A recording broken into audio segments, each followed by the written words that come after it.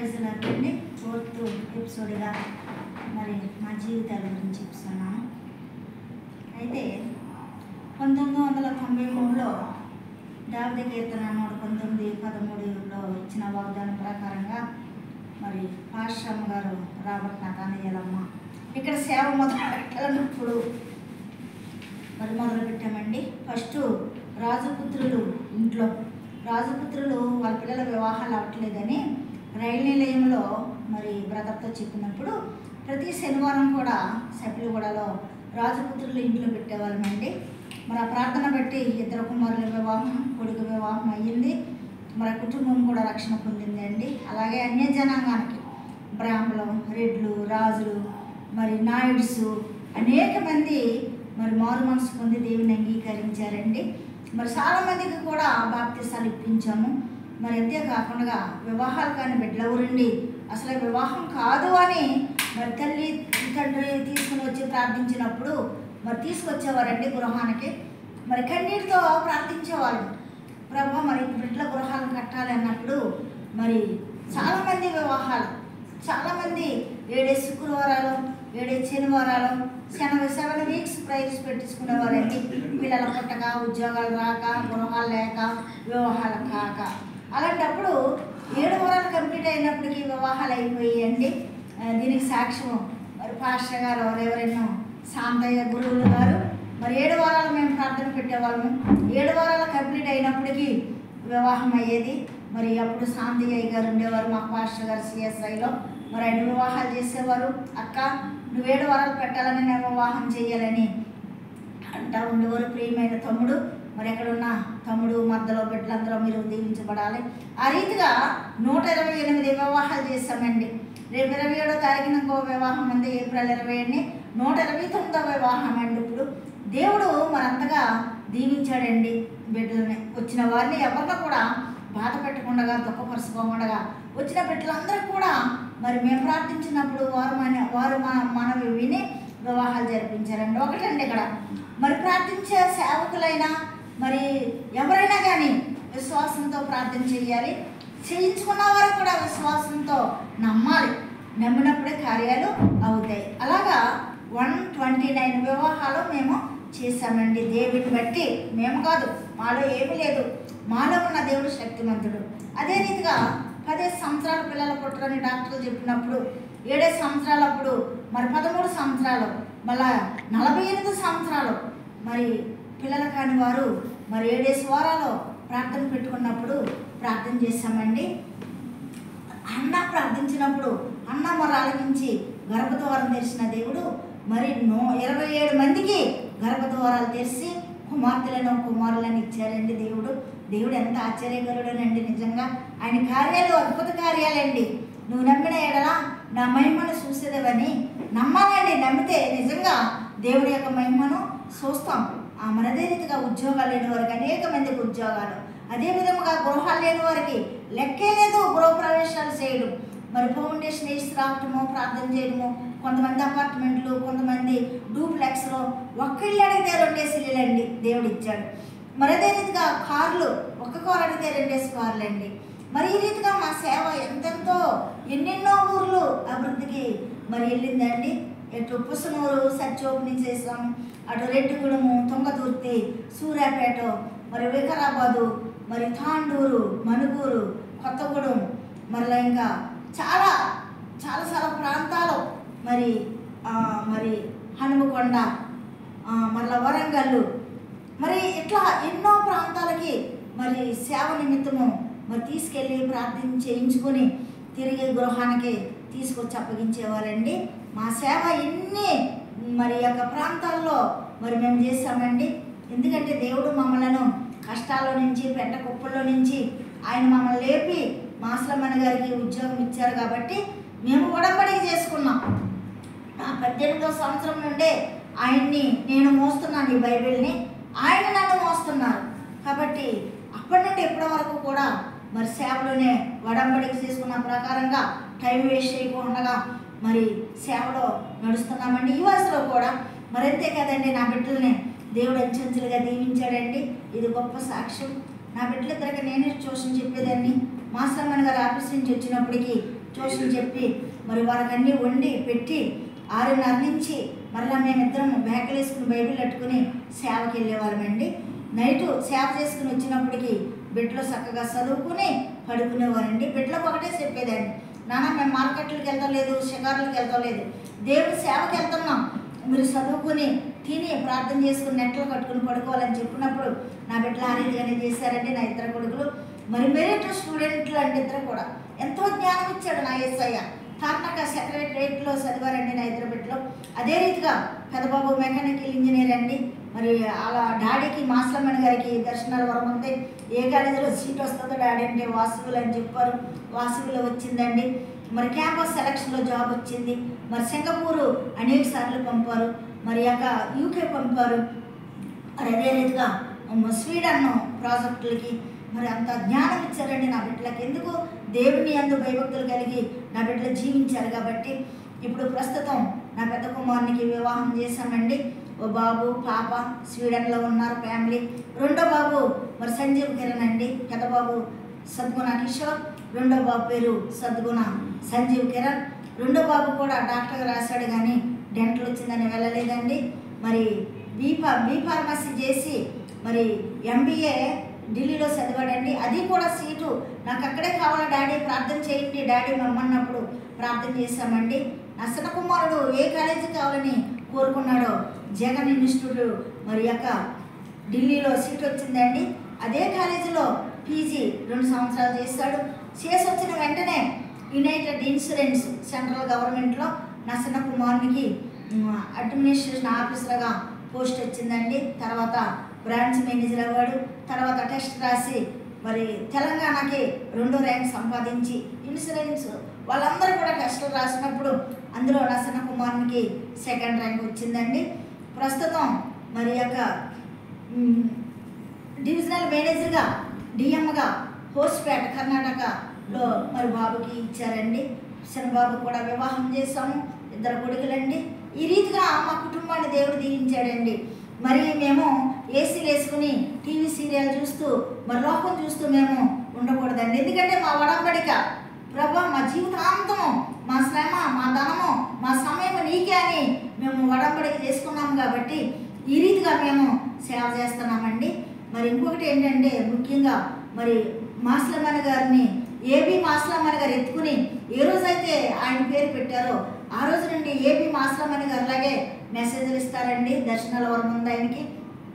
అంతేకాదండి ఆయనకు ఉద్యోగం వచ్చిన వెంటనే నాకు మట్టుకు 3,350 రూపాయలు ఇచ్చేవారండి ఇంట్లో. ఆ డబ్బులే నేను బైబిల్లో పెట్టి ప్రార్థన చేసి నెలంతా అదే మెయింటెనెన్స్ చేసేదానండి. మిగతా డబ్బులన్నీ సేవ కొరకు. మరి మండపేటలో ఆ రోజుల్లో మరి 6 లక్షలు 9 లక్షలతో అక్కడ మరి 300 మంది ఉండే మందిరం కట్టారండి. స్లాబ్ వేసి అంత అన్య జనాంగం మధ్యన మరి మండపేటలో పైరాఫీసు వెనకాల బాప్టిస్ట్ చర్చ్ అంటే అందరికీ తెలుస్తుందండి. అక్కడ ఆయన కష్టార్జితంతో అత్తమ్మగారు 25,000 ఇచ్చారండి డొనేషన్. మరి ఈ డబ్బుతో అక్కడ ఒక మందిరం కట్టామండి. ఇప్పుడు వారం వెళ్ళడానికి సమయం లేదు కాబట్టి ట్విన్ సిటీలో సేవ ఉంది కాబట్టి అక్కడ మా మధ్య గారు కొడుకు BTH అయ్యాడని బాబు, ఆ బాబుని పెట్టామండి. ఆ బాబు చూస్తున్నాడు. నెలకు ఒకసారి వెళ్ళి వస్తూ ఉంటాము. దాని పక్కనే మరలా 3 సెంట్లు స్వస్థతశాల స్థలం కొన్నామండి. మరి అది కూడా స్వస్థతశాలగా కట్టాలని మరి ప్రార్థిస్తున్నాం. రెండవదిగా మరి నేషనల్ హైవే పక్కన అప్పట్లో మరి 1 ఎకరం పొలం కొన్నారండి మాస్లమ్మణ గారు. PF CCS అన్నీ తీసుకుని ప్రైవేట్ టవర్ కట్టాలని ఆయన ఆశ. ఆయనంతా వస్త్రము ఆహారం ఇవి కదండి, మందిరాలు కట్టాలా, మరి ప్రజలకి మరి జీవహారం పంచాలా, రక్షించడానికి యేసుక్రీస్తు వారి దగ్గరికి వారిని నడిపించాలన్న కోరిక అండి అయింది. ఆయన వెంట నేను కూడా ఉంటాను. అయితే ఇప్పుడు 1 ఎకరం పొలంలో మరి ప్రాజెక్టు 70 లక్షలు చెప్తున్నారండి. అక్కడ ఏంటంటే ఒక పెద్ద ప్రేయర్ టవర్, అన్ని కులాలు ఎనీ టైము ఏ టైంలో వచ్చినా సరే ప్రార్థన చేసుకుంటాకి ఒక ప్రేయర్ టవర్ కట్టాలండి. ఒక 20 మందికి మగపిల్లలకి తల్లిదండ్రులు లేని బిడ్డలకి ఒక ట్రస్ట్ అనాథాశ్రమము, ఆ 20 మందికి ఓ పాస్టర్ గారికి ఒక రూము, ఒక హాలు, ఒక కిచెను అవి కట్టాలనండి మా యొక్క కోరిక. దేవుడు మా ఆశ నెరవేరుస్తాడు. ఎందుకంటే ఆయనలు కట్టాలని మేము ఇష్టపడుతున్నాం కాబట్టి దేవుడు తప్పకుండా తీరుస్తాడండి. ఇప్పుడు మొన్న ఈ నెల 9వ తారీఖున 6వ తారీఖున ఇల్లు వచ్చామండి. మరి సర్వే అయ్యింది. ఇప్పుడు 17-16 లక్షలు మట్టి కంకర పోయించాలా. కంకర పోయించిన తర్వాత వచ్చే సంవత్సరం మరి యొక్క మందిరము కట్టడం మొదలు పెట్టాలండి. మరి ప్రియ సహోదరులారా, మరి మీకు ఎందుకు చెప్తున్నానంటే, మీరందరూ కూడా మా సేవ కొరకు, మా బిడ్డల కొరకు, మా సంఘాల కొరకు, సంఘ కట్టుటలో మరి మీరందరూ ప్రార్థన సహాయం, మీ సహాయం కావాలని నేను చెప్తున్నాను. యూట్యూబ్ ఛానల్ అందుకే నేను ఓపెన్ చేశానండి. చాలామంది మా యొక్క సహవాసంలో ఉన్న బిడ్డలు America, Australia, Singapore, Dubai, Kuwait, Malaysia, Muscat ఇలాంటి స్థలాల్లో ఉన్నారండి. వారందరూ కూడా సిస్టర్ మీరు యూట్యూబ్లో ఓపెన్ చేయండి అన్నప్పుడు మా బ్రదరు మరి ఇక్కడ శరత్ బ్రదర్ గారు, మా అమ్మాయి బబిత ఇద్దరు కలిపి ఈ యొక్క యూట్యూబ్ ఛానల్లో వారిలో ఇచ్చినటువంటి తలంపును బట్టి ఓపెన్ చేశారండి. మరి చాలామంది సబ్స్క్రైబ్ చేస్తున్నారు, చాలామంది చూస్తున్నారు కానీ చేయట్లేదు. నేను చెప్పేది దేవుని వాక్యమే, లోకంలో దేవుడు చెప్పడం లేదు. దయచేసి ఎప్పటి నుంచి అయినా చూసిన ప్రతి ఒక్క సిస్టరు, బ్రదరు, అమ్మ, నాన్న, అక్క, తమ్ముడు, అన్న మీరందరూ కూడా చూసి సబ్స్క్రైబ్ చేయండి. నేను ఈ యొక్క మందిరం కట్టాలని, ఆ యొక్క ప్రేయర్ టవర్ కట్టాలని, మరి అనాథాశ్రమం కట్టాలని, పాస్టర్కి ఒక పోర్షన్ వేయాలని మేము ఎంతో ప్రాధాన్యపడుతున్నామండి. అందుకే యూట్యూబ్ ఛానల్ ఓపెన్ చేశాను. వాక్యం అందించడానికి గాను మరి నేను ఓపెన్ చేశానండి. మరి ఈ యొక్క యూట్యూబ్లో వాక్యము మరి మీకు నచ్చుతుందనే చాలామంది ఫోన్లు చేసి చెప్తున్నారు. ఇంకేమన్నా మరి తప్పులుంటే నాకు హెచ్చరించండి, నాకు నేర్పండి, నేర్చుకుంటాను. కాబట్టి ఇలాంటి కృప మాకు ఇచ్చినందుకు మేము ఎంతో ఆనందిస్తామండి. ఎవరికి లేని భాగ్యం మాకు ఇచ్చాడండి యేసయ్య. ఎప్పుడు ఎల్లప్పుడూ మరి మాస్లమ్మని గారు నేను హ్యాపీగా ఉంటాం. మరి యొక్క స్వస్థతలు అయితే లెక్కే లేదండి. కిడ్నీలు పాడైపోయి చచ్చిపోయాడని నారాయణరాజు గారు భీమవరం కోటీశ్వరుడండి, బయట వేసేసరికి కేర్ హాస్పిటల్లో ఇద్దరు వెళ్ళి ప్రార్థించినప్పుడు ఆయన బ్రతికాడండి. ఇప్పుడు భీమవరం సైడు ఆయన నాన్నగారు సేవ చేస్తున్నారండి. ఇంకా చాలామంది క్యాన్సర్ పేషెంట్లు, ఎయిడ్స్ పేషెంట్లు, పక్షవాయువు గలవారు, దయ్యాలు పట్టుకుని మరి పీడించేవారు, రామరాజు లంక, కోనసీమ, దిండి ఇలాంటి ప్లేసుల్లో కూడా వెళ్ళి ప్రార్థించినప్పుడు దెయ్యాలు వెళ్ళిపోయాయండి. 2 సంవత్సరాలలో దెయ్యాలతో పోరాడుతున్నటువంటి యవనస్తులు మరి పిలిచినప్పుడు వెళ్ళి ప్రార్థించినప్పుడు మరి దిండి, రామరాజు లంక, రాజోలు ఇటు సైడ్ కూడా వెళ్ళి ప్రార్థించినప్పుడు దెయ్యాలు కూడా వదిలి వెళ్ళిపోయాయండి. అంటే మేము గొప్పవాళ్ళం కాదు, మేము బలహీనులం.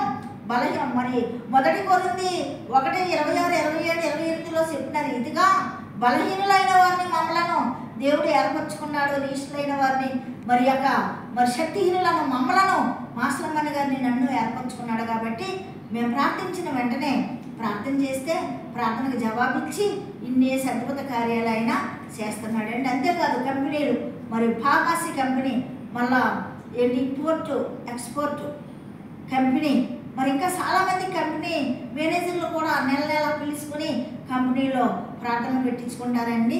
మరి ఆ కంపెనీ మేనేజర్లు కూడా దేవుడు మంచి మంచి ప్రాజెక్టులు ఇచ్చి మరి దీవిస్తున్నాడు. వారు కూడా అనేక మంది పేదవారిని పిలిచి ఉద్యోగాలు ఇస్తున్నారండి. దేవుడు ఇంత ఎంకరేజ్మెంట్ చేసే జ్ఞానాన్ని నాకు ఇచ్చి మరి ఎవరిని కూడా నేను విసర్జించనండి. ఎందుకంటే కష్టాలు ఒకప్పుడు ప్రెసిడెంట్ గారి లెవెల్లో ఉన్న దాన్ని మాస్లమ్మని గారిని చేసుకున్నాక కొన్ని కష్టాలు పడవలసి వచ్చింది. ఆ కష్టాల్లో కూడా నేను చాలా సహించాను, ఓర్చుకున్నాను. కాబట్టి ఈ దినాన్న దేవుడు నన్ను ఈ రీతిగా నిలబెట్టాడు. కష్టాల్లో ఉన్నారంటే వారికి నేను సహాయం చేస్తానండి. ఎందుకంటే ఆ కష్టాలను అనుభవించాను కాబట్టి దుఃఖించిన వారికి ఆదరణ ఇస్తానండి. దేవుడు వాక్యం చెప్తూ ప్రార్థిస్తూ ఈ రీతిగా దేవుడు మరి ఆయన సేవలో మమ్మలను వాడుకుంటున్నాడండి. అంతేకాదు ఇంకా చెప్పాలంటే దేవుడు ఎన్నిక లేని వారిని ఏర్పరచుకుంటానన్నాడండి ఆయన కదా. ఎన్నిక లేని వారిని మమ్మల్ని ఏర్పరచుకుని మమ్మలను ఆయన సేవలో మరి వాడుకుంటున్నాడండి. ఆయనకి ఎన్నో వందనాలు, స్తోత్రాలు చెల్లిస్తున్నానండి. నా బిడ్డల విషయాల్లో కూడా నేను చాలా సంతోషిస్తాను. చెడ్డవారి పక్కన సంసారం చేశాను కానీ నా పిల్లలు చెడిపోలేదండి. అసలు బయటికి పక్కవారి ఇంటికి కూడా వెళ్ళరు నా బిడ్డలో. ఇప్పటికి కూడా వచ్చారంటే ఇంట్లోనూ సర్చి అంతే, మళ్ళీ వెళ్ళిపోవటం అంతేనండి. ఆ రీతిగా మమ్మలను దేవుడు దీవించాడండి. అయితే దేవుడు అన్నీ ఇచ్చాడు కానీ నాకు ఒక ముళ్ళు పెట్టాడండి దేవుడు. ఏంటంటే నాన్నగారు 45 ఇయర్స్లోనే హార్ట్ అటాక్ చనిపోయారండి. పోర్ట్ బ్లేర్ అండమాన్లో. నాన్నగారు చనిపోయినాక ఆ జాబు మా తమ్ముడికి ఇచ్చామండి. మా తమ్ముడు ప్రస్తుతం పోర్ట్ ప్లేలో చేస్తున్నాడు. వివాహం చేసాం, ఓ కొడుకు కూతురు. రెండవదిగా నా చెల్లండి. మా అమ్మగారు సమ్మర్లో మరి నిమ్మకాయ నీళ్ళు తాగుతూ మరి హార్ట్ అటాక్ వచ్చి మా అమ్మగారు చనిపోరండి 55 సంవత్సరాల్లో. మూడవదిగా మా చెల్లి 32 సంవత్సరాలేనండి. మా చెల్లి తనకే యూరిన్ బంద్ అయ్యి కిడ్నీలు ఫెయిల్యూర్ అయ్యి చెల్లి కూడా చనిపోయిందండి. అదొకటే బాధ. నాన్నగారు యవ్వన కాలంలో చనిపోయారు. అమ్మ కూడా 55 సంవత్సరంలో చనిపోయింది. చెల్లి అయితే 32 ఇయర్స్లోనే చనిపోయిందండి. అయితే నేను అనాథను కాదు, కానీ నా దేవుడు ఉన్నాడు కానీ నాకు తోడు. కాకపోతే లోకంలో మరి ఏకాకిగా ఉన్నానని దుఃఖం, వేదన, బాధ అన్నీ ఇచ్చాడు దేవుడు. మంచి బిడ్డలు ఇచ్చాడు, మంచి భర్తను ఇచ్చాడు, అన్నీ ఇచ్చాడు. కానీ నాకు నాన్న వాళ్ళు లేరండి దేవుడితో. అదే వేదన. కాబట్టి మీరందరూ మరి మా యొక్క సేవ నిమిత్తమై మాకు మందిరం మరి మట్టి ఇస్తున్నామండి, కంకర ఇస్తున్నాము. ఇప్పుడు 16 లక్షలు అవుతుంది. వచ్చే సంవత్సరము ఫౌండేషన్ చేస్తామండి.